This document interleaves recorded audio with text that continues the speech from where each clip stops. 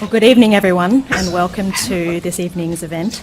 My name's Frances Voon. I'm the Executive Manager of the Andrew and Renata Kaldor Centre for International Refugee Law at the University of New South Wales, and it's my pleasure to chair this evening's event. As we begin, we acknowledge the Gadigal people of the Eora Nation, the traditional owners of the land on which we meet, and pay respect to their elders past and present. We would very much like to thank Allens for hosting tonight's event on a topic that has captured the world's attention, the Syrian refugee crisis. In early 2012, just over 3 years ago, I myself was sitting with a group of recently arrived Syrian refugees in Jordan, where I was working with an NGO, where we were sitting and discussing why it was that they were reluctant to enrol their children in school in Jordan.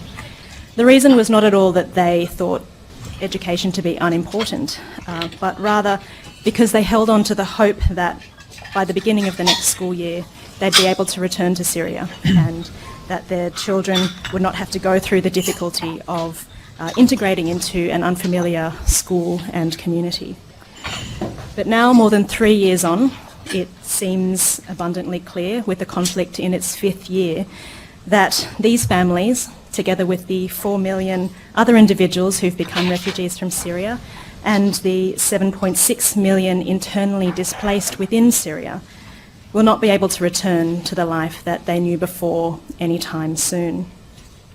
Like many conflicts, the Syrian civil war has had massive and devastating impacts for these individuals and families, like the ones that I've just mentioned. But it also has profound and perhaps unprecedented implications for the Middle East region, for the international community, and for the international refugee protection regime. And this evening's event seeks to examine the Syria crisis from some of these different perspectives and to explore its implications in Syria itself, in the Middle East, Europe, and here in Australia. And we have with us an eminent panel of experts to discuss this topic with us this evening. Our first speaker will be Dr. Anthony Billingsley. He is a senior lecturer in the School of Social Sciences at UNSW, where he has been since 2004 and teaches the politics of international law and Middle East politics and civilization. Prior to becoming an academic, Anthony worked with the Office of National Assessments as an Iraq analyst and with the Department of Foreign Affairs and Trade, with postings including Beirut, Cairo and Damascus. He's also worked at the higher colleges of technology in the UAE and with Westpac. Anthony has many publications to his credit, including a book, Political Succession in the Arab World, and various works on the Gaza conflict and Middle East law and politics. His current research focus is on trauma as a factor in Middle East politics, international law in the Middle East, and the regional politics of Qatar and the Kurds of Iraq. Our second speaker this evening will be Thomas Albrecht, who is UNHCR's regional representative for Australia, New Zealand, Papua New Guinea and the Pacific. There, his role is to work with governments and other partners to promote protection, assistance and durable solutions for all persons of concern to UNHCR. Thomas joined UNHCR in 1987 and has worked in refugee situations in the Eastern Horn of Africa, Southern Africa, West Africa, the Americas, as well as Eastern and Central Europe. He was the UNHCR representative in Ghana, the deputy regional representative at the UNHCR regional office in the USA and the Caribbean, and the head of the UNHCR regional support hub in Nairobi. He was also posted at UNHCR's headquarters in Geneva, where, as part of his assignment, he was the principal editor of the UNHCR Resettlement Handbook, which is the authoritative guide to third country resettlement policy and practice, which may be of great relevance to us this evening. Our third speaker will be Professor Jane McAdam, who is Scientia Professor of Law and Director of the Andrew and Renata Kaldor Centre for International Refugee Law at UNSW. She is an Australian Research Council Future Fellow, a non-resident Senior Fellow in Foreign Policy at the Brookings Institution, a Research Associate at Oxford University's Refugee Studies Centre, and an Associated Senior Fellow at the Fridtjof Nansen Institute in Norway. Professor McAdam is Joint Editor-in-Chief of the International Journal of Refugee Law, the leading journal in the field, and she serves on a number of international committees, including as co-rapporteur of the International Law Association's Committee on International Law and Sea Level Rise, a member of the Consultative Committee of the Nansen Initiative on Disaster-Induced Cross-Border Displacement, and a member of the Advisory Board of the Asia-Pacific Migration and Environment Network. Our fourth speaker will be Paul Power, who is the Chief Executive Officer of the Refugee Council of Australia, the national umbrella body for 200 agencies working with refugees and asylum seekers in Australia, a post which he's held since 2006. There he leads the organisation's policy development and public education on refugee issues and its advocacy with the Australian Government, with international networks and with UNHCR.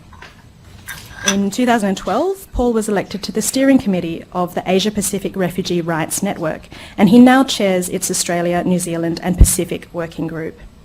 He has served as a member of the Australian Government's Refugee Resettlement Advisory Council and was previously the NGO co-chair of the Working Group on Resettlement and the annual tripartite consultations on resettlement, which are the bodies that bring together UNHCR, governments and NGOs from 30 countries to discuss refugee resettlement strategies. Prior to his role with the Refugee Council, Paul developed and managed the St Vincent de Paul Society's social action centres in outer southwestern Sydney and Wollongong, and he previously worked as a communications officer for Caritas Australia and as a newspaper journalist and editor.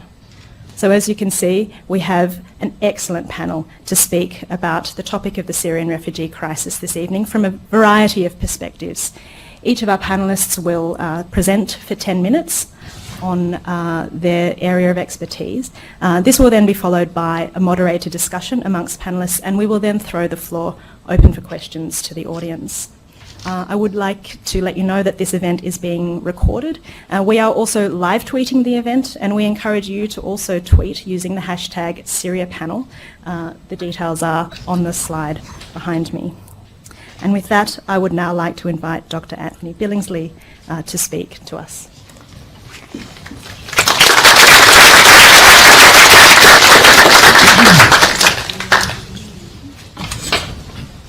Thank you, Francis, and good evening, ladies and gentlemen. I'm going to give a quick and rather rough rundown of the background to the crisis, which the refugee issue is, of course, perhaps the most tragic and evident manifestation. I'm going to give it a slightly historical bent because well, we're all prisoners of history to an extent, but I think the Syrians are particularly, and I wanted to bring that out. We have time for questions at the end. If I do cut corners too much and lose you, please interrupt and I'll try and make myself clearer. What I'd like to do is leave you with the impression that this is not a battle between baddies and baddies, but rather a struggle between groups of people who are increasingly forced into very uncomfortable corners by pressure of events.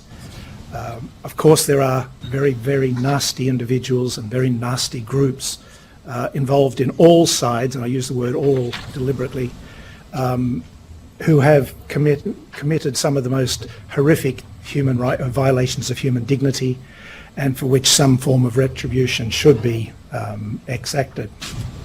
But there are also 22 million Syrians who are good, ordinary people who basically just want the chance to lead normal lives without fear of violence.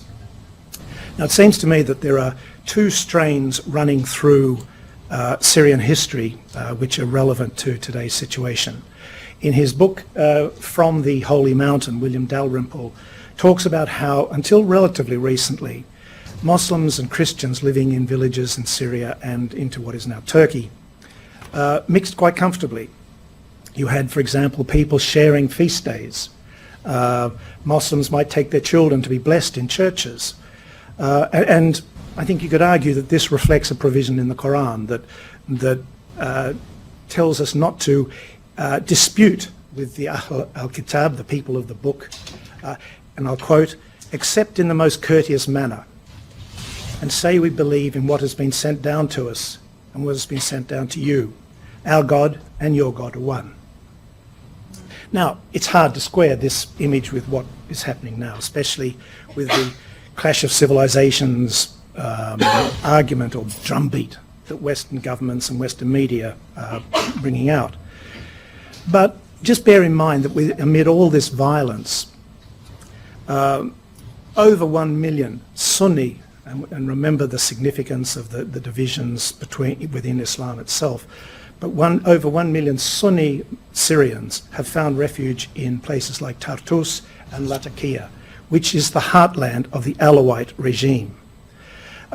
We found Shia Sunni refugees being looked after in Christian villages wherever possible. Now, this is an attitude, a way of life which is under extreme pressure, and it'll be hard to reconstruct this at the national level, but it seems to me that this is part of Syrians' ethos. The other strain that to me is reflected in the extreme hatred that conservative Sunni Muslims feel for the Ba'athist regime in Damascus. And I think there are many reasons for this, but they, to me, lie at the heart of the intensity of this conflict. So in any religion, any ideology, there are different shades of opinion, including attitudes towards tolerance of diversity or difference. And so it is among the Sunni population in Syria, with hardline Sunnis historically treating minority groups like Alawis, Christians, Jews, Druze, Shia, with hostility. And this propensity, I think, has been aggravated by what I regard as the malign influence of Saudi Arabia and its proselytizing of Wahhabi Islam. It's also, I think, it was also aggravated by the policies of the French during the Mandate period, because what they did was to favour minorities as a way of trying to keep the Sunni unrest under control.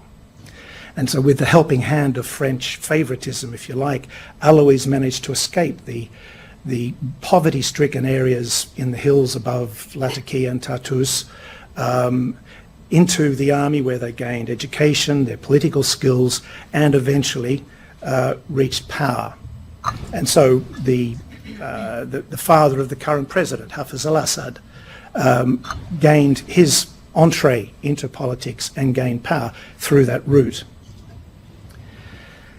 And at the same time as the Alawis became more, and I should stress, the Alawi have, up until Hafez al-Assad twisted the arm of the Sunni hierarchy in Damascus, the Alawi were regarded as one of the worst forms of heretics in Islam. But at the same time as these people were starting to emerge from the wilds of Alawi territory, the Ba'ath Party gained power in Damascus. This is 1963, early 1963, at roughly the same time as they gained power in Baghdad. And so the Alawi and the Ba'ath came together as the dominant force in Syrian politics. Now, from the point of view of conservative Sunnis in Syria, there are many problems with this combination. And one of these is the party's avowed secular and progressive nature. And so, I give an example, but under the regimes in Baghdad and Damascus, the status of women has probably been much higher than it has been in any other Arab regime. And this was bad enough, but I think what really upsets what upset the conservatives was the Ba'ath's attempt to regularise or harmonise the status of minorities in Syria. And they did this, I don't think they succeeded very well, but they tried to redefine Islam and turn Islam from a religion into a sort of cultural force that could encompass everybody within it.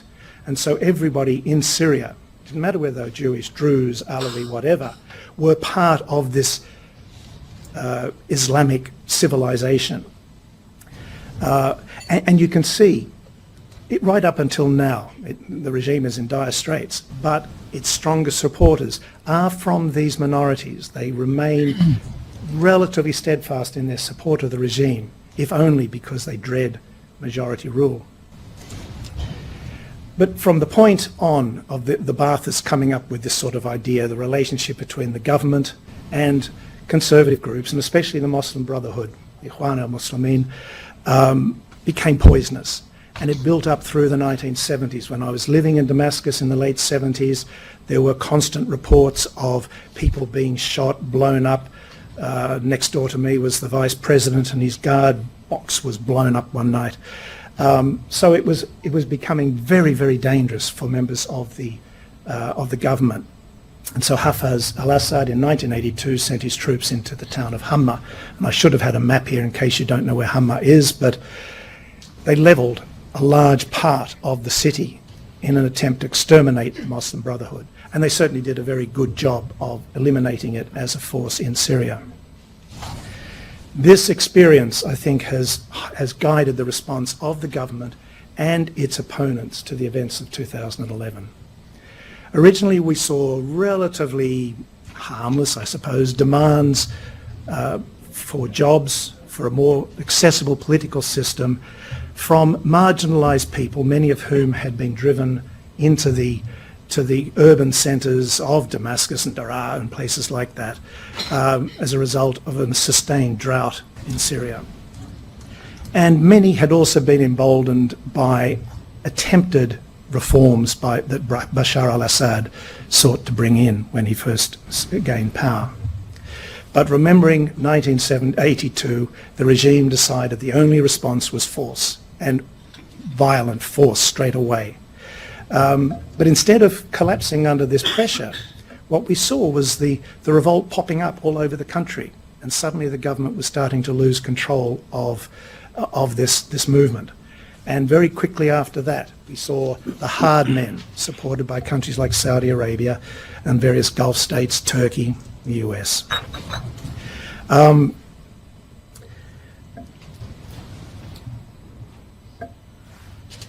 With the growing involvement of those forces, the Saudis, the Iran, the Turks, etc., we saw on the other side increased involvement of the Iranians, Hezbollah from Lebanon, and Russia.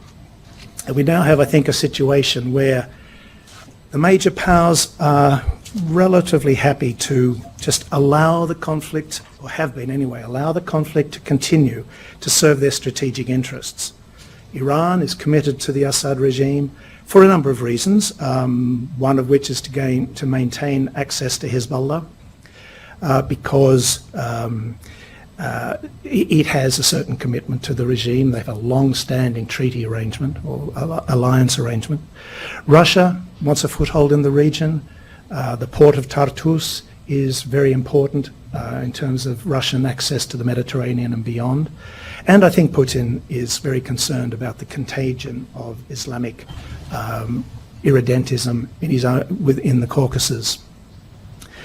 From the American point of view, I see the Americans content to tie or to bog Iran down in the morass, especially while the negotiations were going on over the nuclear weapons, or non-nuclear weapons. It would be nice to think that as a result the Americans might back away from that policy, but I don't think I can see Obama expending the political capital to change that situation before he goes. We have a landscape now littered with groups displaying various levels of largely sadistic violence. Many, not just Islamic State, claim to be campaigning for an Islamic State in the region. And this is an issue that has been prominent in Arab politics since the fall of the Caliphate in 1924. Many of the groups, such as the YPG, the Kurdish Popular People's Groups, are intended basically to protect specific areas, in this case obviously the Kurdish areas in the north. Others have got control over particular checkpoints, lucrative checkpoints or important checkpoints, which gives them a certain power. Some have pretensions to national influence, and a lot cooperate with other groups. We of course have, how am I doing? 1 minute. I'll speak really quickly, okay. We have the Free Syrian Army. This is the group that is supported by the West. It lacks control over what's going on on the ground. It is so politically fractious as to be virtually impotent.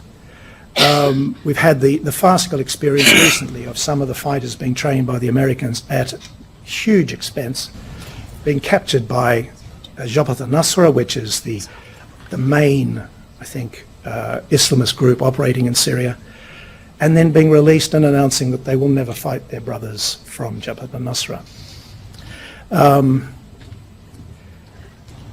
I don't see a lot of point in the US's attempts to just degrade and to destroy these groups. They've had little impact so far, apart from a few notable exceptions around Erbil in Kurdistan and Kobani, which was of dubious or questionable significance.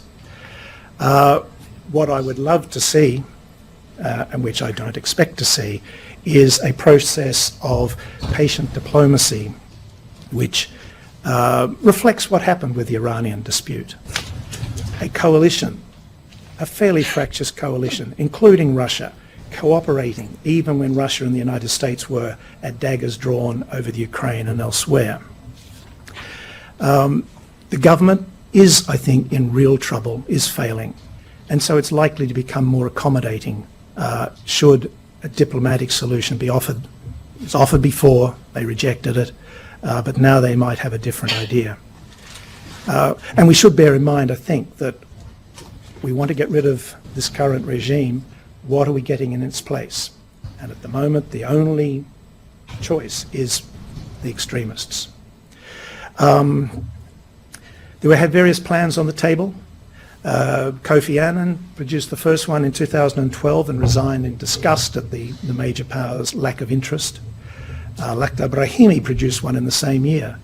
And now the latest negotiator de Mistura has produced one which the Security Council has endorsed, and it involves working groups and working towards a national government which would see a process of transition. This effort must involve all the key parties, including Iran, and this has always been a big sticking point. I think the Americans have to abandon their demand that Assad, his departure, be the first point, because I think that's just an excuse for inaction. He's not the main problem. He's not, I think, in full control of what's going on there, and he told us as much a couple of years ago. But we need something that brings various parties to the fore, enables reasonable people to make a stand, to be seen and heard. I'm afraid, I fear that that's a long way off. Perhaps if the successor to Barack Obama, if the Americans were to go the way of British Labour, then Bernie Sanders might have the political will, but even he would lack the power to do so. Thank you.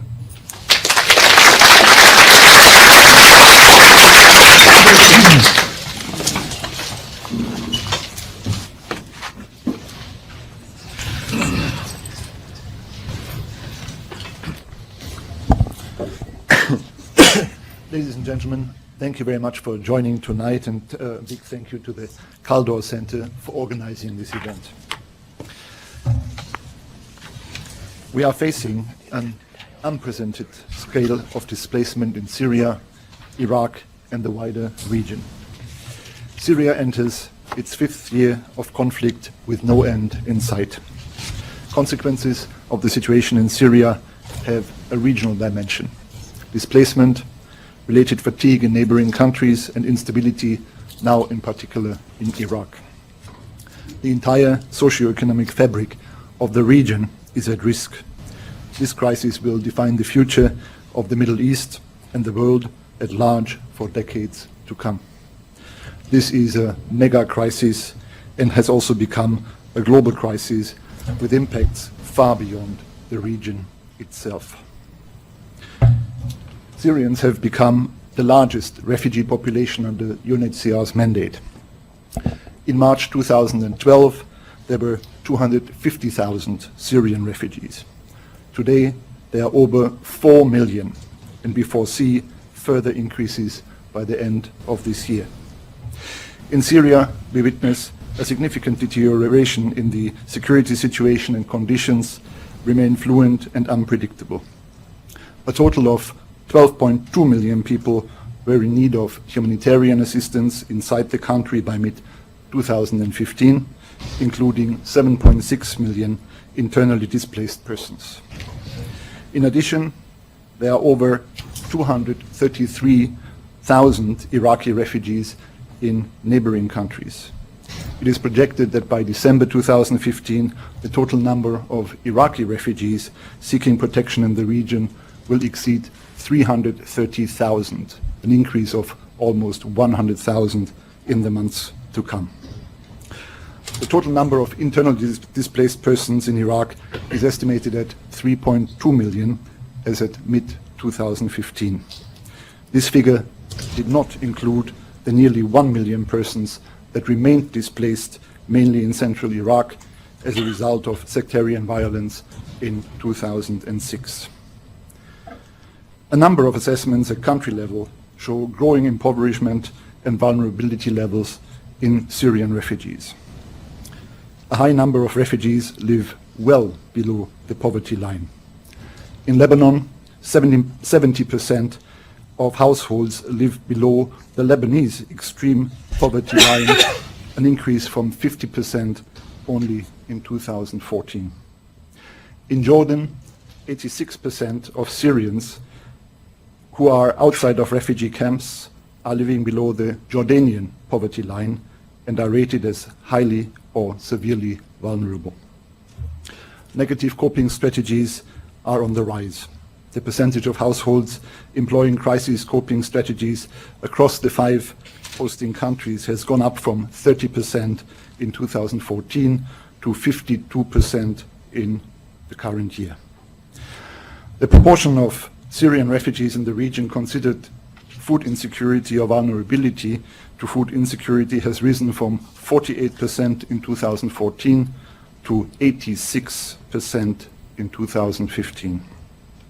In Jordan, 25% of Syrian refugees are severely shelter vulnerable and 50% highly shelter vulnerable, and the winter is coming.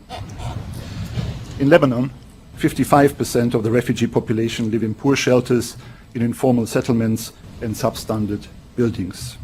In Jordan, close to half of surveyed Syrian refugee families reported having a child as a breadwinner. In Iraq, 3/4 of refugee children from Syria are working to support their families. With 94% of the over 4 million refugees being generously hosted in Turkey, Lebanon, Jordan, Iraq, and Egypt, the principles of solidarity, international responsibility sharing cannot be overemphasized. The neighboring countries remain at the forefront of the crisis and continue bearing the brunt of the political, economic, social, and security spillovers of the Syria conflict. They are the top donors to the Syria crisis and are providing the global public good which they cannot and should not bear alone. Without their generosity, the immediate consequences of this conflict and the loss of life would have been unimaginable. International refugee protection is predicated on cooperation between states, which is both a fundamental principle of the international refugee regime and a practical necessity in responding to common challenges. Greater financial aid, including longer-term development and resilience-based funding, is needed to help ease the burden on neighboring states in supporting refugees. Refugees continue to need international protection and require access and admission to safety, including protection from refoulement. But there is also a need for a much stronger commitment to responsibility sharing by other countries, allowing Syrian refugees to find protection beyond the immediate neighboring region. Widening access to protection for refugees beyond the region through legal channels, including through the use of humanitarian visa, community-based sponsorships, scholarships, facilitated access to family reunification, as well as labor mobility schemes for refugees need to be further explored. Let me look for a few moments at the Regional Refugee and Resilience Plan, or 3RP as it's in short known. Despite the generous contributions received so far, the 3RP is only funded with $1.6 billion. These are 37% of the 4.5 billion of agency requirements since the appeal was launched. This leaves a gap of 2.8 billion. UNHCR's component of the 3RP is 41% funded. No country, no sector has been unaffected by the shortfalls.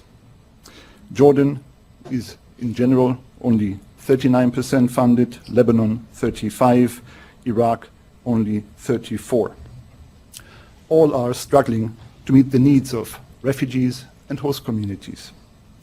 Turkey and Egypt are even harder hit, with only 30% and 23% funded respectively.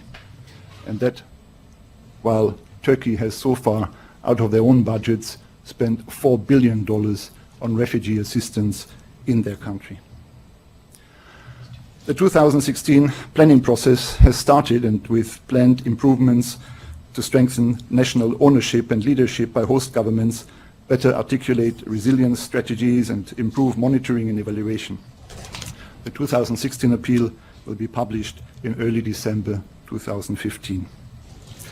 For the longer term, the 3RP calls for a new aid architecture that will combine humanitarian support to refugees with development support, with donors to revisit the modalities for their assistance and to consider harmonizing, if not integrating, their humanitarian and development allocations.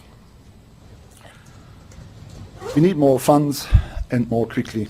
We cannot provide the most basic needs to the most vulnerable people in the region. We cannot prioritize any further. UNHCR has recently issued the Regional Winter Assistance Plan for the Syria and the Iraq situations. The plan intends to help 3.16 million Syrian and Iraqi refugees and IDPs, including through cash assistance, high thermal blankets, stoves, heating fuel, and shelter weatherproofing kits. Additional funding is urgently needed in order to meet the needs within the winter plan. Should funding not be forthcoming, severe consequences are foreseen. Here are a couple of consequences of underfunding. The progress report issued by the 3RP partners details many more consequences, both at regional and country levels. And let me only point out the second part: 752,000 Syrian refugee children are without education. That is virtually every second child that has no education, and those who have the benefit of education often go to substandard arrangements, but at least try to continue with their thirst for education and a future for their families.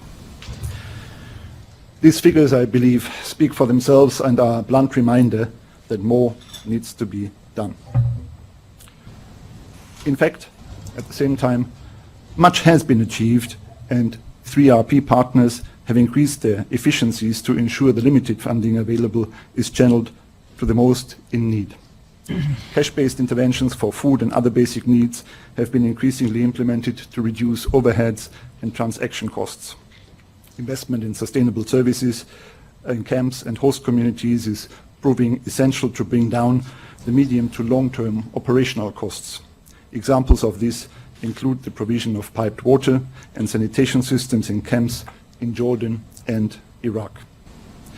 Strengthening the effectiveness of data collection systems enhances the ability to identify and assist the most vulnerable, identifying common key indicators of possible extreme vulnerability, for example through the vulnerability assessment framework in our Jordan operation, and then working through home visits, phone calls, and other data and systems to validate assumptions and to help provide assistance more effectively.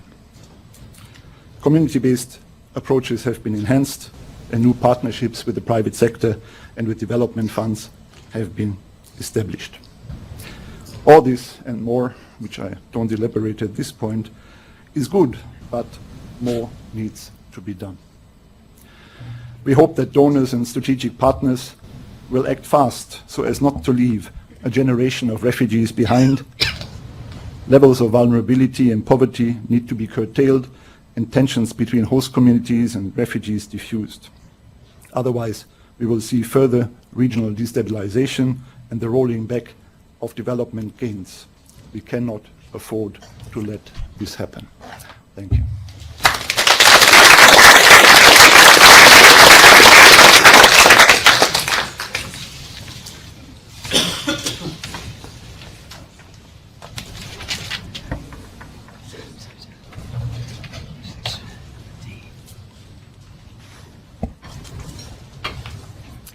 In just a few hours, the Interior Ministers of the EU member states will meet to discuss a proposal by the European Commission to accept their fair share of 120,000 asylum seekers currently in Italy, Greece and Hungary. Building, of course, on an existing agreement to take 32,000 asylum seekers from Italy and Greece over the next 2 years. Now, the numbers that would be allocated among EU member states would depend upon their GDP, population, unemployment rate, and the asylum applications that they've already processed. But the staunch refusal by member states just a few months ago to relocate according to a mandatory quota system 40,000 asylum seekers from Greece and Italy, which in terms of Europe's population was a very modest proposal indeed, shows the scale of divisions that now exist between European countries and the crisis of political solidarity. 10 years ago, I wrote an article in which I predicted much of what we're seeing today, namely the inevitable outcome of what happens when a so-called regional system is left to national governments to implement and fails to include proper mechanisms for responsibility sharing. Now, this foresight had far less to do with my skills in fortune telling and everything to do with the writing being very clearly on the wall. Until 1986, asylum and immigration policy had remained fairly and squarely within the domain of national governments in Europe. But with the passage of the Single European Act in 1986, which sought to create a European space free of internal controls of borders to realise the free movement of goods, workers, service and capital, issues about asylum seekers came to the fore as well. But it wasn't for another 7 years until the entry into force of the Maastricht Treaty that the issue of asylum was transformed into one of common concern.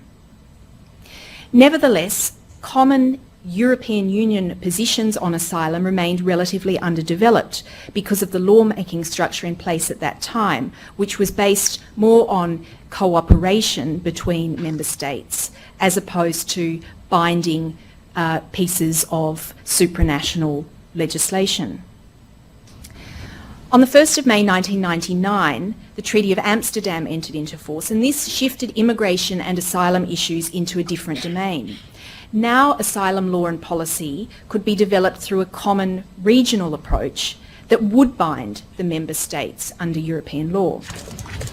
It was thought that this would enable Europe to take a more comprehensive approach that was far less driven by state self-interest, that would also have supranational judicial controls providing a positive restraining force.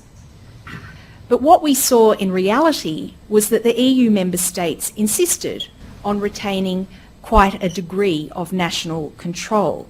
And so it meant that asylum law remained heavily influenced by domestic political concerns. It was in this context that the common European asylum system which we have today was devised. This was in the late 90s and the early 2000s.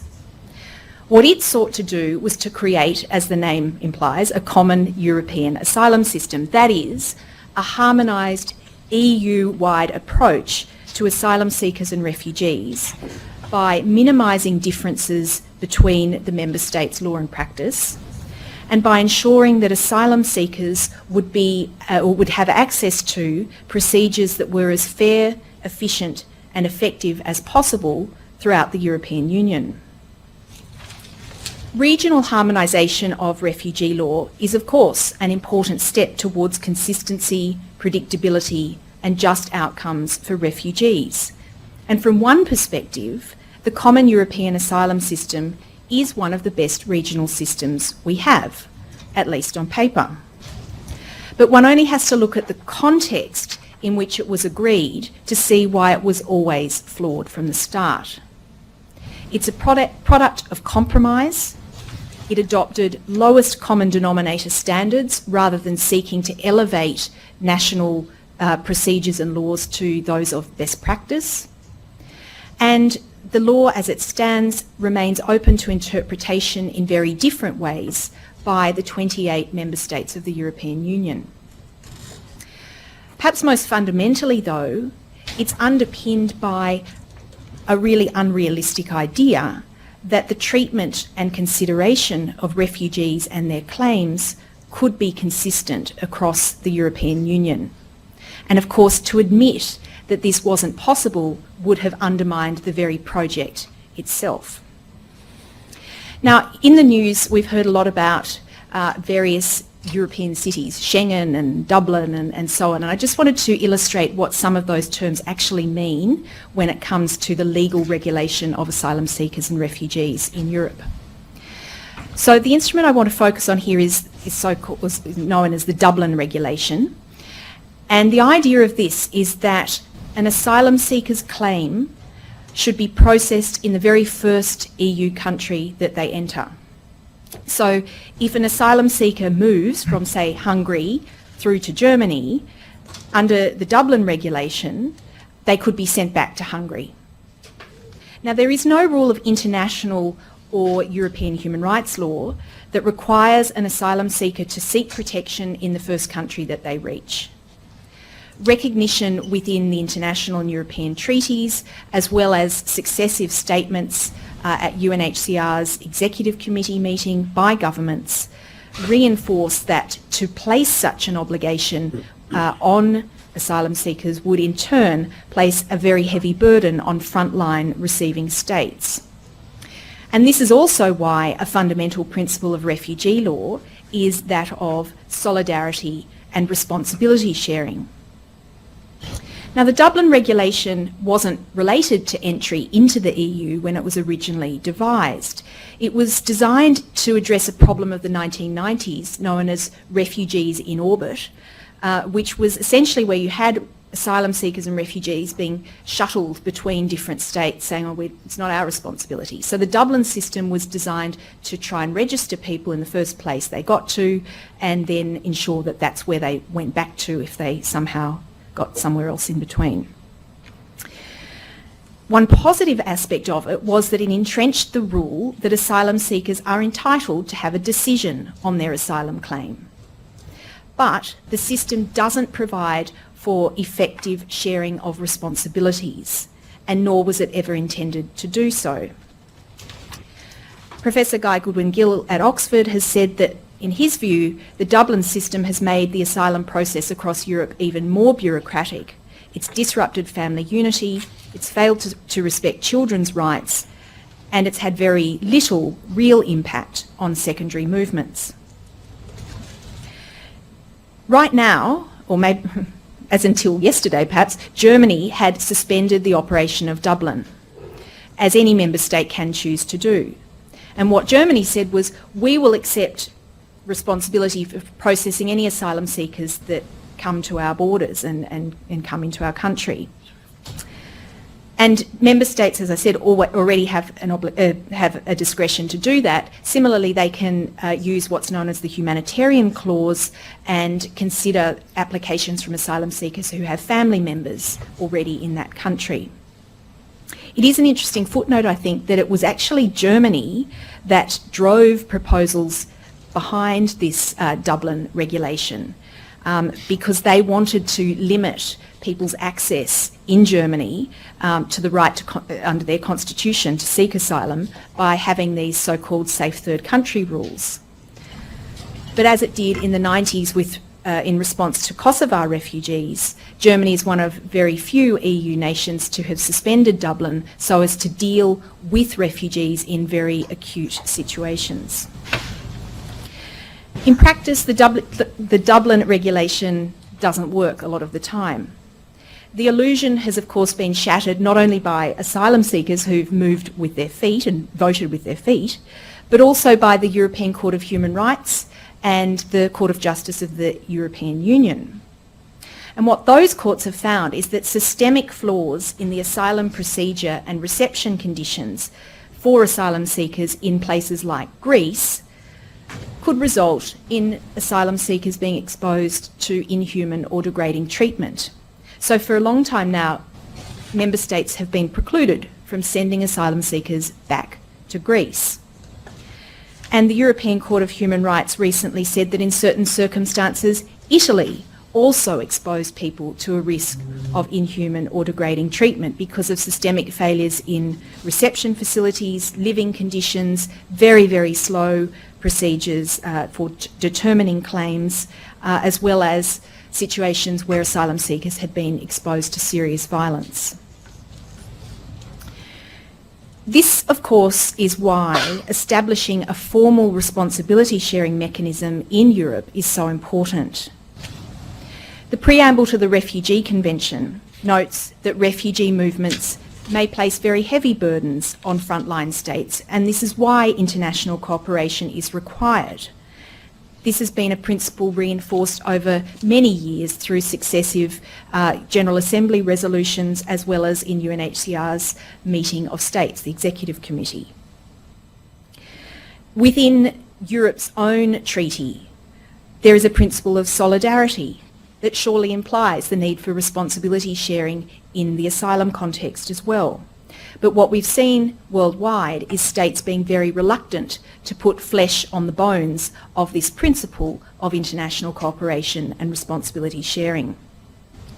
Within Europe, proposals have been put on the table repeatedly since the 1990s for a better responsibility sharing mechanism, but no proposals have ever been accepted.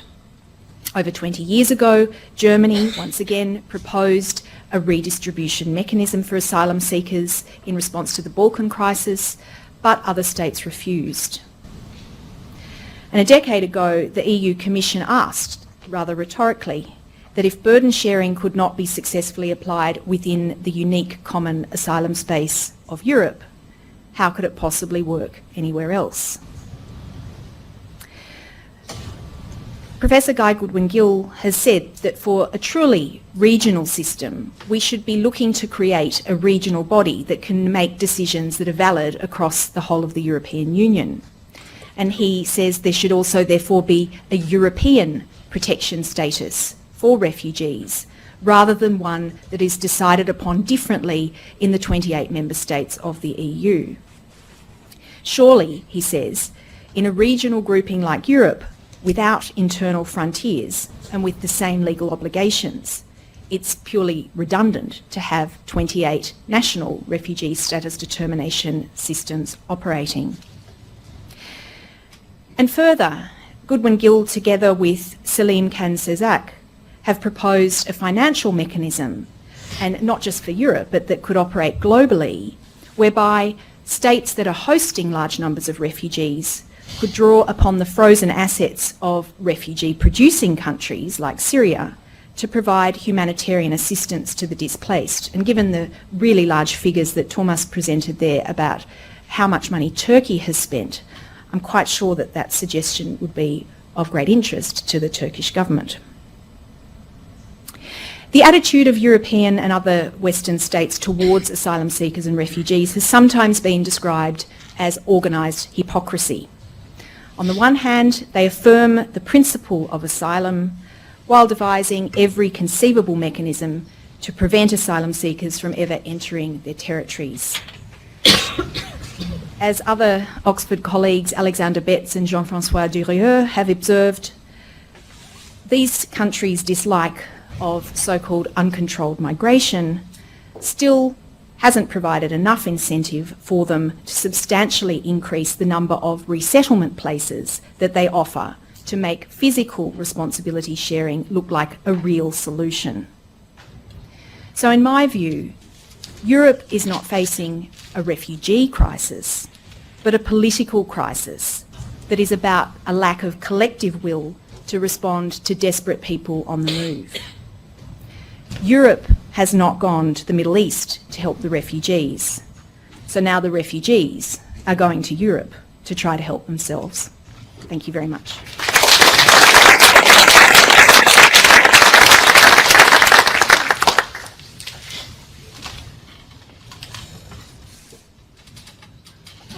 Thank you. I've been asked to comment on the implications of what's happened in the last week or so for Australian policy. And in fact, last Wednesday, I was travelling from Sydney to Wellington with a group of delegates from the Asia Pacific Refugee Rights Network to talk to people in New Zealand about practical cooperation focused on improving conditions for refugees in Southeast Asia and South Asia. When I left Sydney, there was the government was saying that there would be an announcement of which Australia would be proud in relation to refugee resettlement, and by the time I landed in Wellington, the news was out that the government had agreed to take 12,000 additional Syrian refugees through resettlement, and that provided a little challenge for the Refugee Council of Australia. We had to dust off our manual for how to produce a statement welcoming a government decision, which is something we had to do for quite some time. But there was a precedent some years ago. When I got to New Zealand, they were actually also the people involved in the refugee sector, which is a very small refugee sector in New Zealand. They were very pleased that there'd also been a slight shift in New Zealand with a promise of 600 additional Syrian resettlement places over 2.5 years. Now that may not seem very significant, and also of course Australia's 12,000 places is tiny in comparison to the need, but the significance is that they represent shifts in political thinking in both countries. The 600 additional places in New Zealand represent the first increase in the refugee resettlement quota since 1987. In fact, since 1987, the New Zealand quota has just gone down by 50 places. That's the only direction the quota has gone. And of course, in Australia, the current government went to the 2013 election promising to cut the refugee and humanitarian program by 6,250 places a year. It was a very prominent promise, if you remember, and Joe Hockey proclaiming that they'd save $1 billion or some such inflated figure by cutting places, humanitarian places, out of Australia's refugee program. And of course, since the election of the government, we've seen a relentless pursuit of very harsh policies, brutally so. And of course, as time has gone on, Australia's reputation has been, further and further reduced internationally because not only of the actions, but the way in which the actions have been promoted to the Australian public and to the world. We've even seen at times a lack of bipartisanship beginning to emerge at politically convenient times about the resettlement program. So while there's long been political bipartisanship that Australia should have a resettlement program, at times we've had coalition politicians subtly and unsubtly criticise resettled refugees for the rate at which people move into the labour market, the supposed heavy reliance on unemployment benefits, misquoting a Department of Immigration survey from several years ago. So I suppose I wasn't particularly optimistic that we were likely to see the response that we did see from the Abbott government. And of course, in May, when Indonesia and Malaysia and to some extent Thailand were asking for international assistance with the resettlement of Rohingya refugees, we had that famous nope, nope, nope response from our Prime Minister, which was a significant signal to the world, but was also a significant signal to the region, the Asia Pacific region, that Australia was not interested in the sharing of responsibility on a common problem within our region. The Asia Pacific Refugee Rights Network delegates who were travelling with me in Australia and New Zealand actually saw that comment from Prime Minister Abbott and the May 29th meeting in Bangkok as quite significant, as a sign that Australia was actually more marginalised than it had been, well, probably, you know, for 30 years or more, in international discussions about practical solutions for refugees. That meeting that Thailand, the Thai government hosted in Bangkok, Australia was pretty much reduced to being an observer on the fringes of the meeting, rather than, as we've seen through the Bali process, being centrally involved as a co-convener of international meetings discussing people movement issues. Also, I suppose I wasn't optimistic that we were going to see much movement on resettling Syrian refugees, because for the past 10 months, Philip Ruddock and Chris Hayes, a Labor MP, have been calling for safe haven visas for Syrian refugees after they visited the Middle East in November last year. And that call, and while, you know, we certainly felt that any offer should be permanent rather than temporary of people given an opportunity to come to Australia, I mean, that call was just basically being ignored. So I think what we saw was a pretty significant shift in public mood. I mean, I think everyone in the room has been concerned for some time about you know, the terrible treatment of people who've come to Australia to seek asylum, and you know, we've all heard in appalling detail allegation after allegation after allegation, and evidence building on evidence of shocking treatment of people who've come to Australia to seek protection from persecution. And I think there's been a growing sense of anger amongst probably 30% of the population, you know, who just find this behaviour from an Australian government very, very hard to stomach. But it didn't appear to go much beyond that 30% of concerned people. I suppose one of the shifts that we've started to see in recent times has come from Mike Baird, a Premier here in New South Wales, who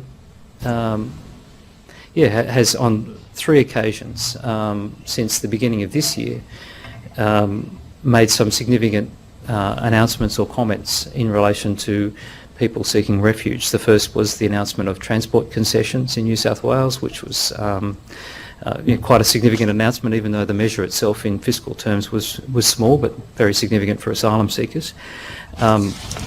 Then signalling that New South Wales was prepared to get involved in the Safe Haven Enterprise Visa Scheme, which of course in itself is problematic, but from a state perspective it was a clear signal that New South Wales was prepared to get involved in something which had the possibility of some positive outcomes for vulnerable people. And then in much more recent times he's been advocating for a significant signal from the federal government that it was prepared to assist Syrian refugees following the publicity which really resulted from the publication of, you know, globally, of the photo of young Aylan Kurdi, who everyone has seen his image washed up on the beach. Since that, over the last 2 weeks, we've seen all sorts of unusual manifestations of public interest, and on the weekend AFL fans may have noticed that the North Melbourne Football Club ran through the banner which said North Melbourne Football Club welcomes refugees, which was a pretty clear signal of, to the footy heartland, that there are people who are standing for values which, for quite some time have been politically marginalised in Australia. So I think it's very difficult to look at the decision last Wednesday from the Abbott government in a particularly negative light. I mean, there are some inflated claims being made, of course. It's not quite as generous as it might appear, even though it is a generous step. And of course, anyone who thinks about the decision in 2013 to cut the program by 6,250 places will note that the 12,000 places is actually 500 less than the places already cut out of the program since the government came into office.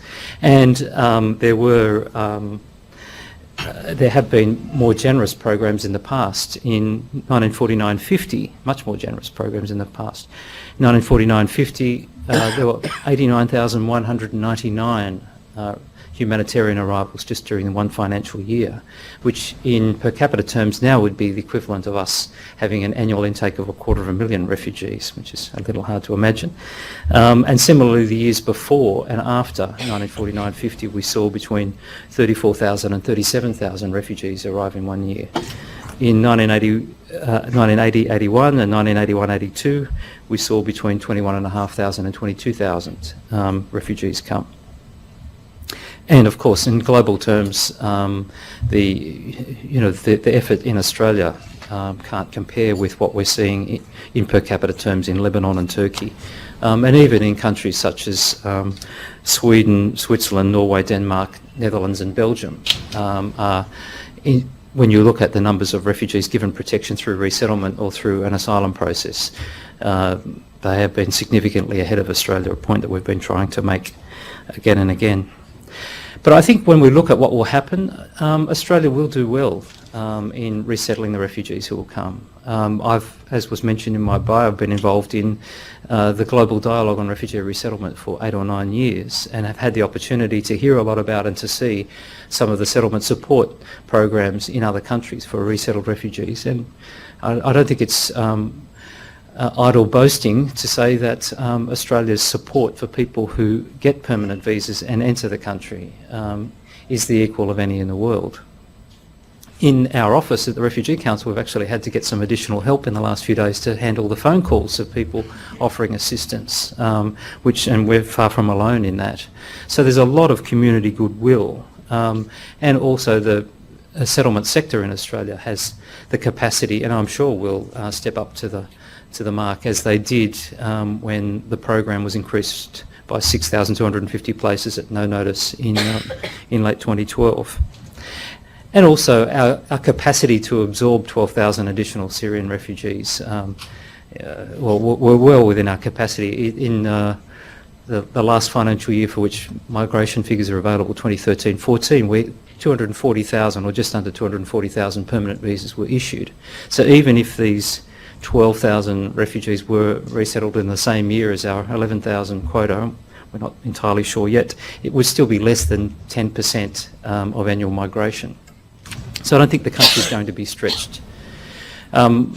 There are quite a few questions that we've got, for government about the practicalities, and we'll be pursuing them in different ways over coming weeks, to find out what visas people will be coming on, what expectations there will be of community organisations to be involved in resettlement, to what extent family members are going to be pressured into paying some of the costs of resettlement through the community proposal pilot or a similar scheme, and also what sort of resources are going to be available. But it sounds positive, and for us, as I mentioned, it was an unusual experience to be able to put out a statement which was unequivocally accepting a government decision. Of course, it's small in comparison to the scale of the need that we've seen, but there's the capacity with sufficient community support and sufficient community advocacy for Australia to continue to do this, for a number of years, and also to advocate for other countries to do the same. Thank you.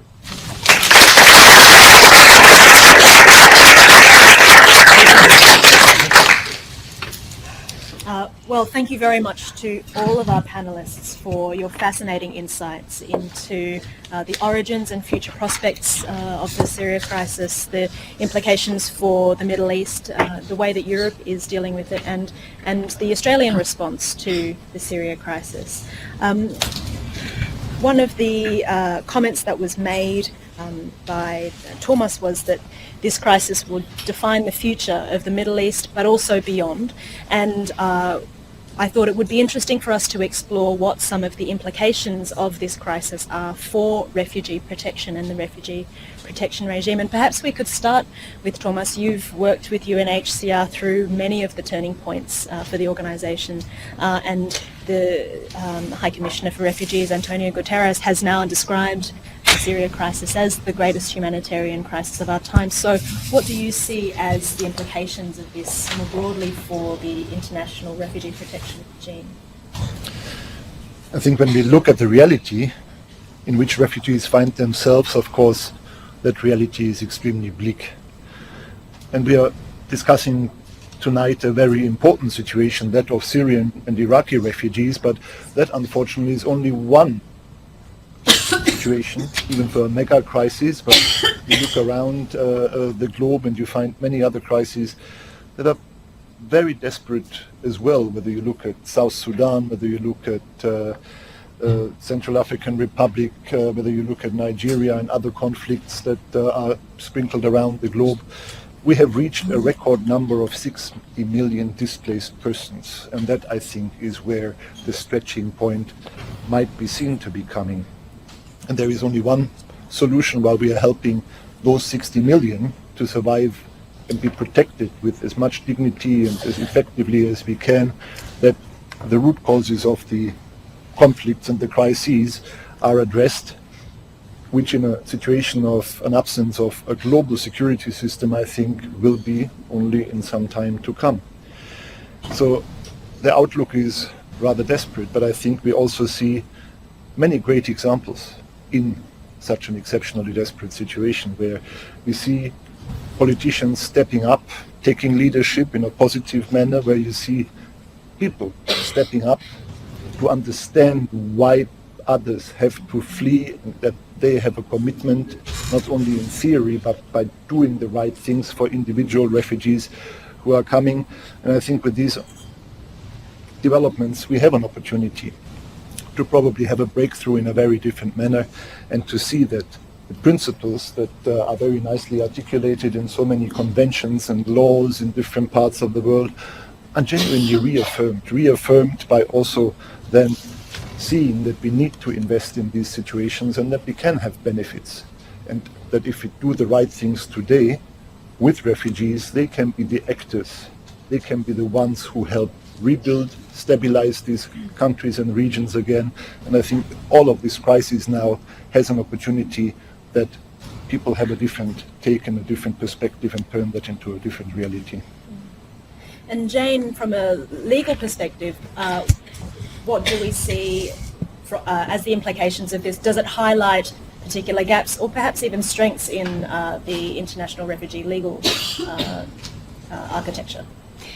Thanks. Yes, I mean, I think very often that the blame is put squarely at the foot of the Refugee Convention, as though somehow this international treaty has failed to protect the world's refugees. And I think that's a very unfair thing to do, because, as I explained through my presentation, the problem is not so much with, and certainly not with the international legal principles that govern protection.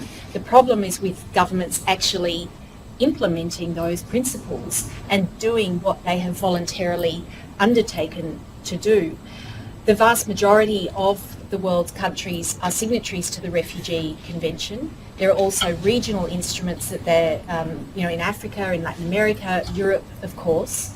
And I think the mobilising that we've seen in recent weeks of the general public, and this sudden, it's like a light bulb's gone on, of the awareness of that's what it means to be a refugee. I think we really need to build on that, so that pressure then is put back into the political space to get countries to live up to these obligations and to actually help those, poor, desperate people that we've been seeing images of every night now for several weeks. And I should say too that, of course, it's not as though this crisis kind of came out of nowhere. It's been a very, very long time that people have been on the move, but that's all right. If people are aware of it now, let's grasp hold of that and make some positive change. Well, on that, perhaps we could go to Paul. You might need to pull the microphone a bit closer to you there, but to ask, I mean, you talked about, the very positive, surprisingly positive developments in the last couple of weeks. Could this be a turning point for the refugee conversation in Australia? And if so, what do you think would need to be done to keep that momentum going? Yeah, I mean, I think it is. And just as I was walking back, I was thinking I actually haven't spoken about Australian policy on refugees like that for quite a long time. So it is unfamiliar territory for us all, because it has been unrelentingly negative, in terms of the political debate about refugees for some time. But yeah, I think there is a real shift in the public mood, and a practical willingness of a lot of people to assist. I've long felt that probably the largest group in the Australian population are probably the 40% in the middle who are fence sitters, who are not politically active, but very much politically active, who shy away from controversy and will follow whatever the accepted political wisdom of the time is. And so where we've been concerned about a terrible treatment of people seeking asylum, but been up against the policies of the two major parties, it's very hard to win over that 40% of people who are more focused on, on work, on education for their families, getting their kids, to sport on the weekends, caring for, family members or whatever, to actually get them interested and engaged. But I think this,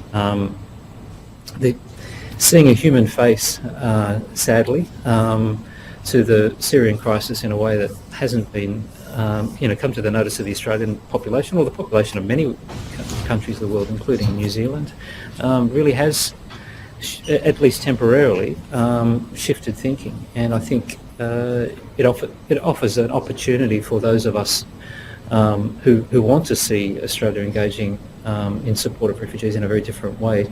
Gives us something to build on. So I'm feeling much more optimistic, than I was a week or two ago.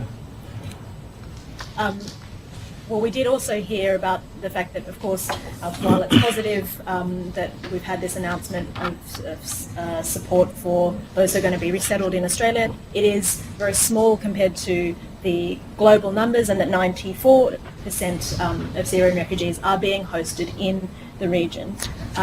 So, Anthony, what do you see as being, I guess, the ways in which it would be necessary for countries such as Australia to be supporting those countries that are bearing, I guess, the greatest responsibility for hosting Syrian refugees?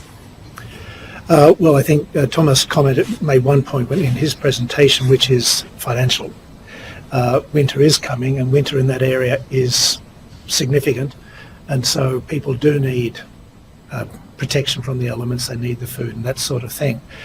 I think also we demonstrated when we were on the Security Council that we have the capacity to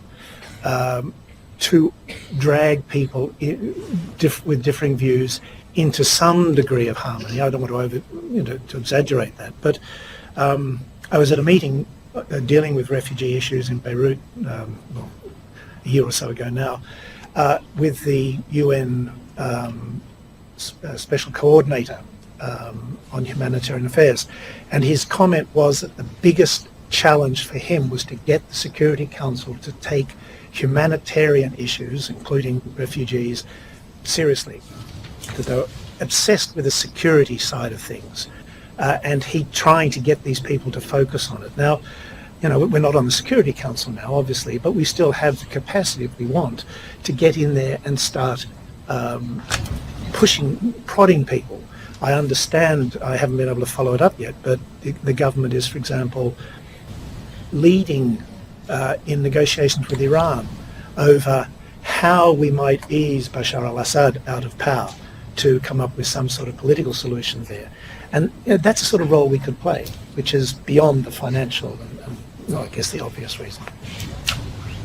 Great. Well, thank you, everyone. And we'll now open the floor to questions from the audience. There are 2 roving mics, so if you have a question, please raise your hand. Just a reminder that this is being recorded, and a request also to keep your questions brief so that we can take as many as possible. We'll take a batch of questions at a time before turning to the panel for answers. Thanks so much for this great presentation tonight. It's been wonderful. I'd just like to pick up on what Paul said in terms of, I guess, changing attitudes in Australia. And, we've watched this space for a long time. But how do we galvanise that face of that young refugee and turn it into those asylum seekers or people seeking asylum in mandatory detention. I mean, the government isn't going to let those Syrians come into Australia. So while it's a small win or a small victory, where can we go with this debate to humanise these faces and people coming by boats, which I think has, been incredibly divisive?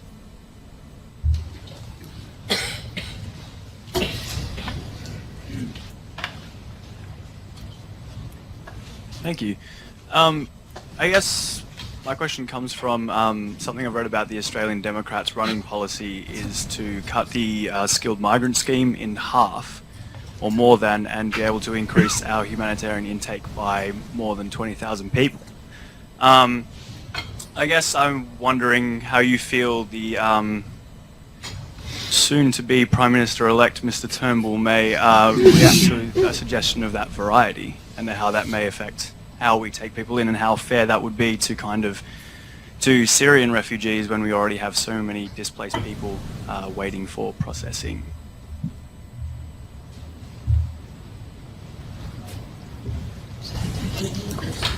There have been contradictory statements in the media over the past week about what is or is not being done by the Gulf states in order to receive and host refugees. Some statements are that they have done nothing and have received no one. Others are that they have received hundreds of thousands. What's the truth?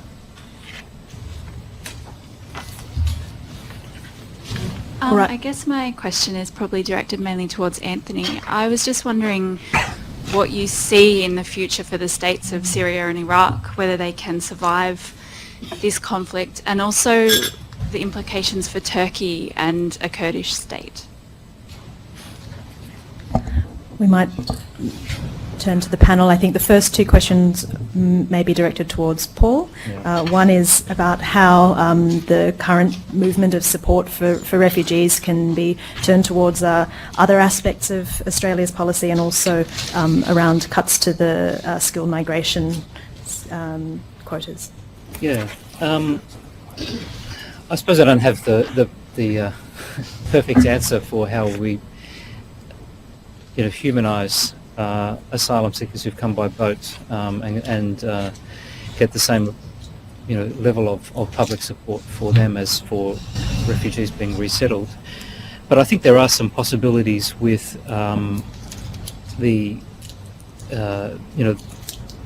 the movement of people onto temporary protection visas, people who are being found to be refugees. I think it will be, as they move into different communities, their status as people who need protection from persecution has been recognised by the Australian government. So, you think the threshold for that is going to be reasonably high. So I think it will be up to our organisation and others of a similar mind to build the case that there is, that their situation is very similar, pretty much the same as people who have been resettled.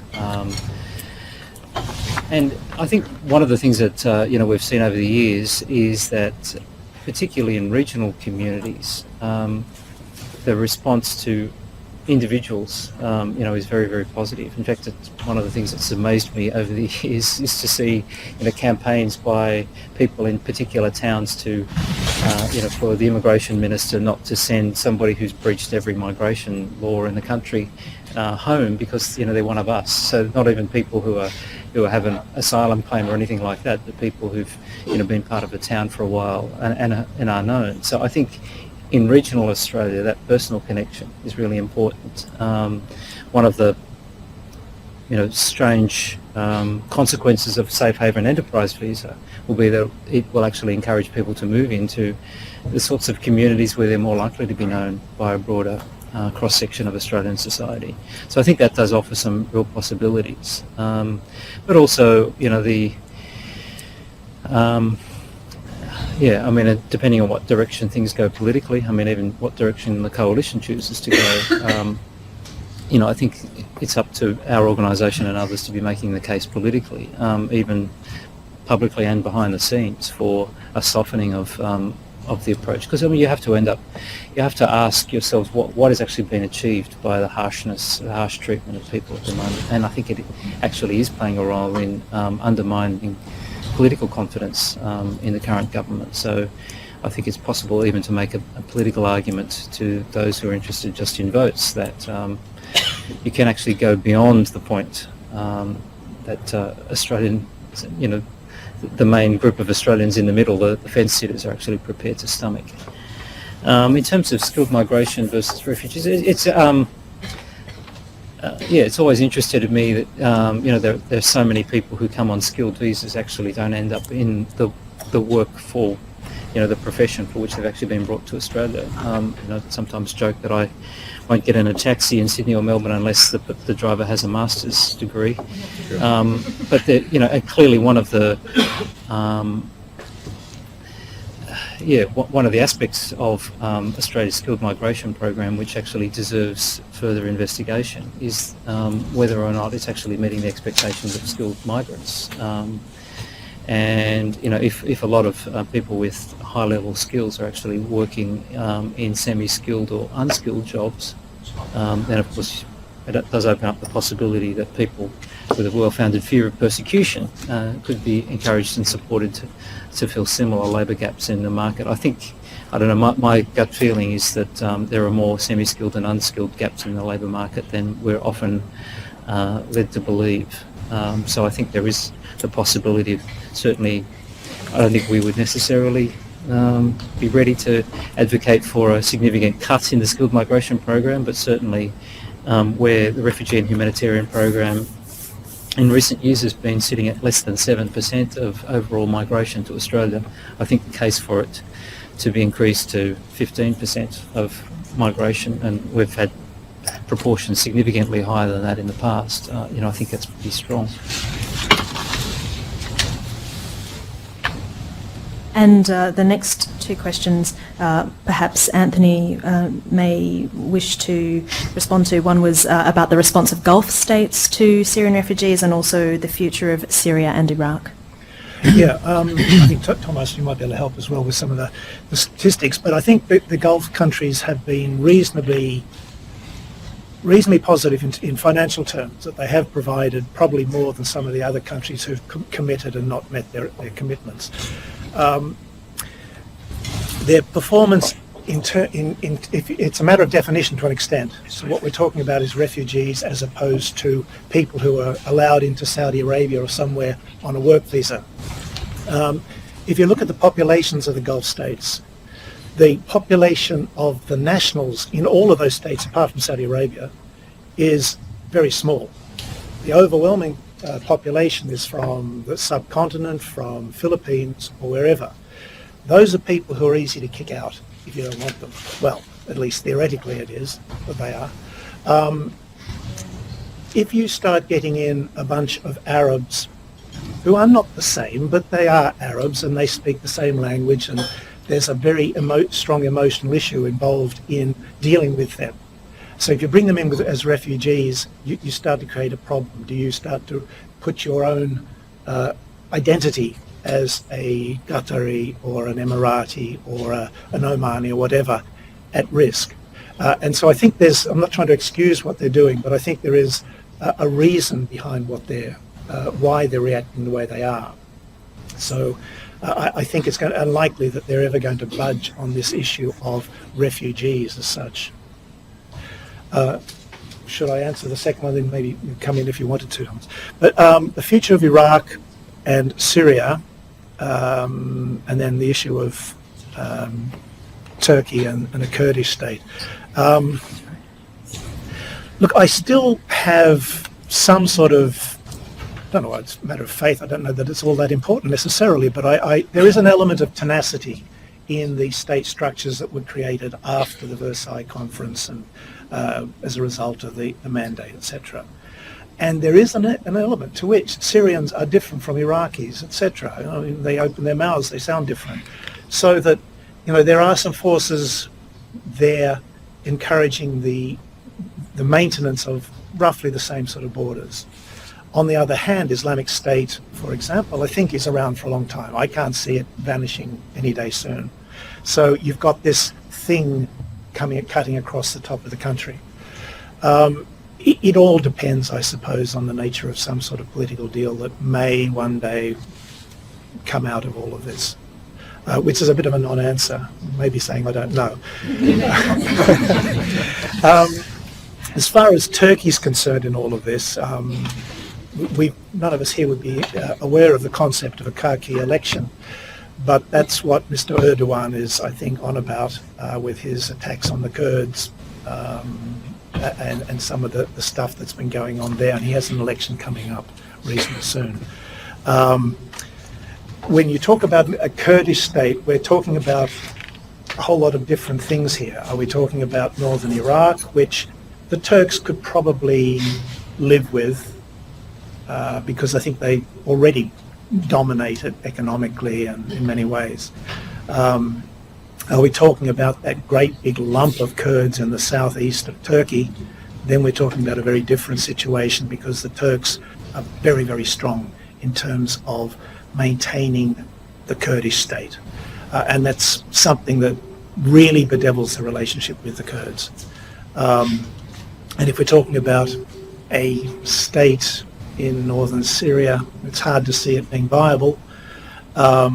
But again, I think the Turks regard that group as too closely associated with their PKK opponents, the radical arm of Kurdish nationalism inside Turkey. So I can't see the Turks encouraging those two manifestations of it.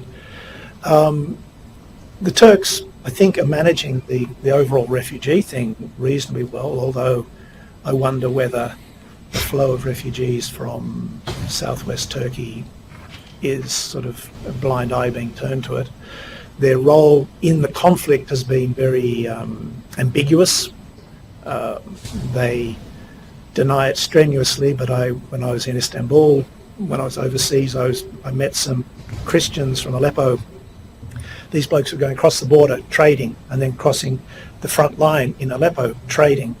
And then they found it much more difficult because the Turks had handed over control of the border to that particular area, to the Al Nusra front. Now, that's not the Turks then being difficult, it's using a proxy. So they're playing a very complex game in all of this, I think. I don't know if you wanted to add anything. Yeah. Very unfortunately, not a very good statistician, but I have colleagues who are excellent ones, and they publish their reports regularly on our website. So if you want to have a look there, I'm sure you'll find the correct answers at least reasonably up to date. We'll go for one more round of questions to give a chance for some more. Everyone here? Perhaps I'll ask Thomas to stay out of the answer to this question. But to what extent would a safe zone, quasi no-fly zone, reduce the refugee numbers?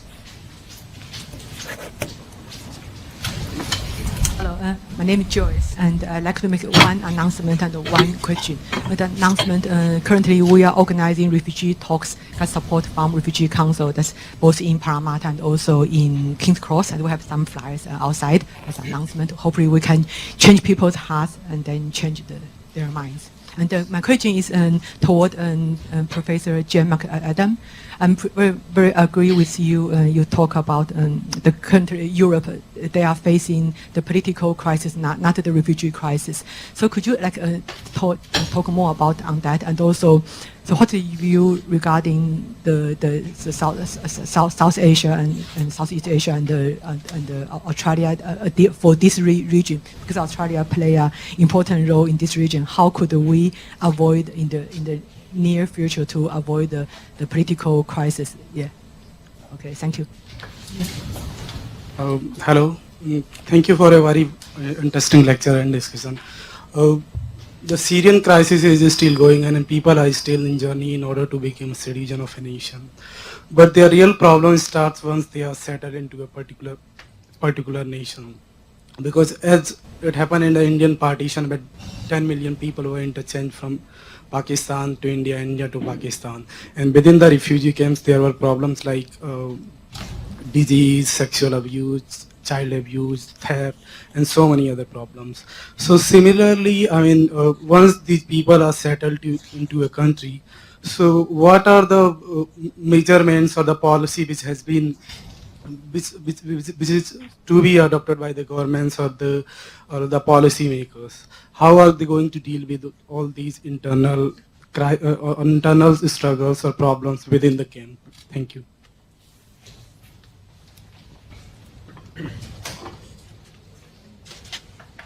There was one more just there. Oh, sorry, okay. Okay, thank you. Anthony Zui, University of New South Wales. I was wondering if one of the panel members could comment on what geopolitical or other interests are served by underfunding UNHCR, World Food Programme, and other UN organizations that are seeking to respond at least to the immediate crisis and basic needs in the region. Whose interests are served by that? Thank you. So the first question related to the consequences of safe zones. Anthony, is that something you'd like to respond to? Yeah, the safe zone concept has been around for a while. The Turks were very keen on it. The Americans were not, and when it was announced that the two of them had agreed that Turkey would become involved in attacking Islamic State, and sort of as a quid pro quo there would be a safe zone set up, the Americans denied that. I think the concern is that you set up a safe zone, and in this context, and it's different from northern Iraq through the 90s, that Islamic State or Jabhat al-Nusra or somebody like that will just move into the area, and so that then you have either a captive population or you create more refugees from that zone. So it's not an idea that has had much favour since it was first broached by Erdogan. The next question was directed towards Jane to elaborate on the idea of there being a crisis of political will rather than a refugee crisis or a crisis of numbers, and also in the prospects for regional cooperation in the Asia Pacific. Yes, well, I mean, a lot of the elements of the political crisis I sketched out in my presentation, but I mean, one that really strikes me that I didn't have a chance to go into was the fact that in Europe, there was an instrument called the Temporary Protection Directive that was created precisely for the kind of situation we're seeing now, where Europe is faced with a mass influx of people, and essentially that would allow protection to be provided very quickly to people on a temporary basis to ensure that their basic needs were being met. You didn't have to go through individual refugee status determination, and there still had to be a proviso that people could apply for asylum if they still needed it after the initial sort of temporary period had gone. But the understanding was that hopefully a lot of people at some point would be able to return home. Now, the problem, of course, with this is that it wasn't self-executing. It required member states to agree to trigger it. And it's barely been discussed, I think, because we can see that member states are simply not willing to activate a mechanism like that at the moment. So what we've seen being resorted to instead is these ad hoc measures, some countries like Germany exerting incredible leadership, and I think, you know, one thing that Merkel has done very well is to simply say we're not even engaging in dialogue with the far right on this. If you are going to disrespect the human dignity of people in your views, we just don't want a bar of it, and I think that's been extremely important. What I find confounding, though, is that countries like Hungary seem to have forgotten their very recent history, and the fact that in 1956 the Refugee Convention was extended de facto to them by the rest of Europe, even though they didn't formally come within the provisions of that instrument. Europe said, well, of course we've got to protect these people who are fleeing from Hungary, and they did. And so I find it, as I say, somewhat astounding, but also very disappointing that countries like Hungary are taking the view that they are. when it comes to our own region, I mean, we're talking about a very, very different context. But I think that's something to be mindful of, the fact that in our own region we don't have a lot of common legal traditions, nor a lot of countries that are signatories to the relevant international instruments. But then nor do I think what we're trying to devise here is something along the lines of Europe with collapsed internal borders and common standards. That's not the kind of conversation we're having in this part of the world around regional cooperation and protection. It's about trying to enhance the protection space, listening to the concerns of countries in the region, and not simply imposing an Australian vision on the rest of our neighbours. And on that, the Refugee Council of Australia has produced an excellent discussion paper on regional cooperation in the Asia Pacific, and I believe copies of that are out on the table outside if you'd like to grab one, or if you're watching the video afterwards, it's available on the Refugee Council of Australia website. If I might direct the last two questions to Thomas. One, how do we ensure that sufficient standards of protection and basic needs of refugees are met in exile? And what are the consequences and implications of the vast underfunding that you described in your presentation? Yeah, thank you. I think the first question is a very broad one. Let me just probably try and see how to give a short answer. I think a lot of the protection challenges for refugees that we see once they have managed to flee and then are in a country of refuge stem from the fact that they are in a rather artificial lifestyle. Very often, because in an emergency there are not so many choices with large-scale operations, we have to start to build refugee camps. And that is a good initial response sometimes, but if then there is not a transition to something more of normalcy, I think through the artificial nature of these camps, through the idea of handouts being given, assistance being extended, you get a downward spiral, sometimes just in terms of somebody being a human being who feels respected or not, sometimes in terms of traditional protection mechanisms of communities not coming together well enough because of the artificial arrangements.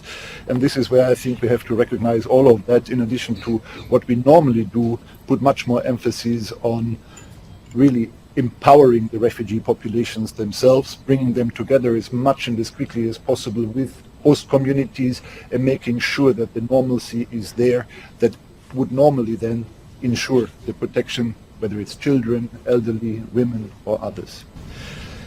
With regard to the other question, the geopolitical interests, I'm not quite sure whether I can give you an answer there, but my usual suspicion is if it's a question of conspiracy or not so great competence, usually it falls on the latter. And I think this is what we can probably see in that area as well to some extent. And let me just give you 2 quick points here.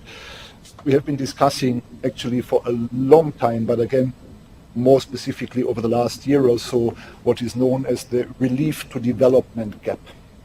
You have very substantive funding for development activities, but relatively humble, and as we see, extremely humble in many situations, financial resources when it comes to the response there that you could describe as relief. And not only is it not balanced at all, or in great disproportion, a lot of the activities that would fall under the relief activity are not synchronized with the development activities. And I think just by not even spending $1 more, but by coordinating these things better, by making sure that there is a link between what we need to do immediately in an emergency to make sure people are protected, they have an immediate opportunity to survive with decency, that is then put together with other longer term activities. And I think there is now gradually a growing insight that review is imperative. The other element, I think, is the unfortunate fact that in a lot of these crises, people exactly think this will be over soon. And I can't remember in how many refugee situations I was talking to those who came within the first months. And everybody tells you, whether it's in Liberia, whether it's any country, we thought 3, 4, 5, 6 weeks later, and we would be home again. And unfortunately, that seems to be a bit human nature, to be overly positive and overly enthusiastic about these desperate situations. And that's what we see as well when we talk to governments in many situations and others, that there is not the longer term foresight that we need to invest. We need to invest in regional stability, security, the creation of good governance and all of these good things today, not in a year or 5 or 10, and where we then pay billions of dollars for peacekeeping troops. If we can start investing in these children today, that they have adequate education, not only formal education, but that they understand what good leadership is, what good accountability means, all the fundamental values that we want to see reflected there again. If we don't start investing today, we'll pay more later, and we'll miss out on enormous opportunities. And this is, I think, where we have to make sure everybody keeps a longer term perspective, because clearly these problems are not going away soon, and the opportunity to invest is now. Thank you.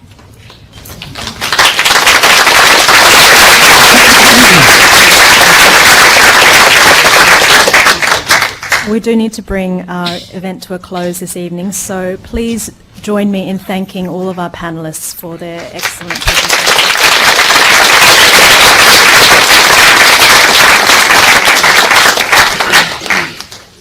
We would also very much like to thank Allens for hosting this event this evening, and particularly Trieste Corby and Dennis Smith for your assistance. And just briefly before we end, just an announcement that our next big event is our Kaldor Centre annual conference. It will be taking place on the 20th of November. Our keynote speaker is Erica Feller, the former Assistant High Commissioner for Protection from UNHCR, and we will be focusing on regional protection. Further details are on our website, where you can also sign up to our mailing list, which we would strongly encourage you to do for updates on recent developments in refugee issues in Australia and beyond, but also for events such as these. And finally, it just remains for me to thank all of you for coming and for your participation in this evening's event, and we hope to see you again soon. Thank you.